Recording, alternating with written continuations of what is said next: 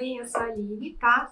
Sou dermatologista e a gente vai conversar um pouquinho de celulite e suas opções de tratamento. Vamos começar falando sobre o que seria a celulite. A celulite, basicamente, seria como se fosse um acúmulo de gordura na região. A gente não considera como uma doença, mas é uma questão que incomoda muito vários pacientes.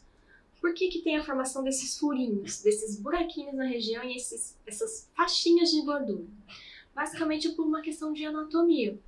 Nós temos algumas traves, principalmente que vêm da pele até a musculatura, para firmar os nossos tecidos moles. E essas traves acabam formando como se fosse um septozinho, uma faixinha que vai aprisionando as camadas de gordura em bolsinhas.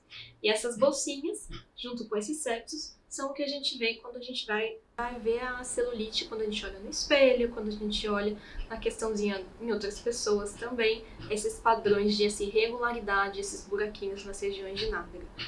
A maioria das mulheres tem, principalmente por alterações hormonais, então estrógeno, mas excesso de gordura, baixa atividade física, excesso de consumo de alimentos com muitas toxinas, como por exemplo excesso de açúcar, cafeína, podem piorar o quadro. Tratamento, a gente tem várias opções, algumas com um pouco mais ou um pouco menos de evidência de efetividade a longo prazo.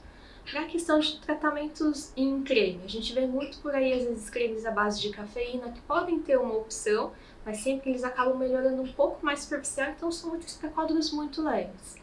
Tem outras opções também que a gente vê em algumas clínicas, como por exemplo, drenagem linfática, carboxiterapia, aquelas radiofrequências não microagulhadas, que elas dão um efeito, mas a gente não tem comprovação ainda de que é um efeito duradouro. Tem um efeito imediato, mas não se sabe certamente, com um estudo mais controlado, quanto tempo que isso tem de durabilidade. Tratamentos que a gente tem de opções, que a gente tem estudos que duram um pouco mais, seriam tratamentos que podem ser feitos em clínicas. A priori, a gente tem a radiofrequência microagulhada, que é uma opção de radiofrequência que a gente coloca como se fosse uma pontinha de agulha, faz como se fosse aquele microagulhamento. Coloca uma agulhinha com uma pontinha eletrificada que ele dá um efeito tensor. Isso a gente tem alguns estudos. Outra coisa que a gente tem alguns estudos que funciona bem para celulite em um tempo mais prolongado seriam os bioestimuladores de colágeno. No que consistem os bioestímulos de colágeno? Seria a injeção de algumas substâncias que vão estimular a nossa produção própria de colágeno, e isso tende a diminuir ou minimizar o aspecto da celulite superficial. Sempre lembrando que são sessões seriadas, tá? Normalmente, os que a gente vê mais na mídia, que são mais usados, seriam o Sculptra, tá? E o Radiesse, que seria a hidroxiapatita de cálcio, ou uma mistura de hidroxiapatita com gel de carboximetilcelulose, tá ok?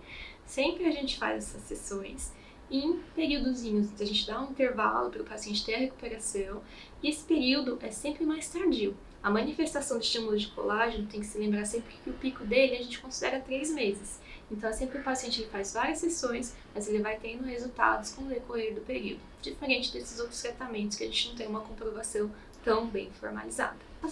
Comparando bioestimuladores, tá? Qual a diferença entre Sculptra e Radiesse em efeito a longo prazo? A gente não tem uma comparação formal disso, tá? Os dois têm efeito tanto a longo prazo, todos têm esse pico em 3 meses, e os dois têm efetividade similar.